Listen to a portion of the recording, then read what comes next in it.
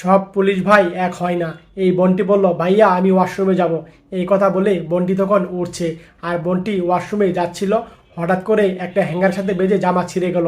আর তখন এই ভাইরা দেখে মজা নিল, আর বোনটি লজ্জা পেয়ে গেল।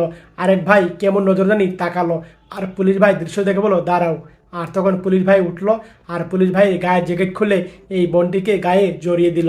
আর তখন বলল, বোন তুমি এ জায়গা দাঁড়াও, এভাবে কথা বলল। আর পুলিশ ভাই সব ছেলেদেরকে বলল, আপনারা কি, আপনাদের ঘরে মা বোন নেই? আপনারা একটা মেয়ে অসহায় বিপদে পড়েছে, আপনারা মজা নিচ্ছেন, আনন্দ নিচ্ছেন, হাসাহাসি করছেন। একটা কথা মনে রাখবেন, কারো মেয়ের মতো এই মেয়েটি, কারো বোনের মতো, ঠিক না? তো আপনারা কেন অমন করছেন? আমাদের সমাজে যদি এভাবে চলতে থাকে, সমাজ তাহলে কোথায় যাবে? আপনারা যদি একটু বিপদে যদি পাশে না দাঁড়ান, দুঃখ নেই, কিন্তু কেউ উৎসাহিত করে কেউ অপমান করবেন না।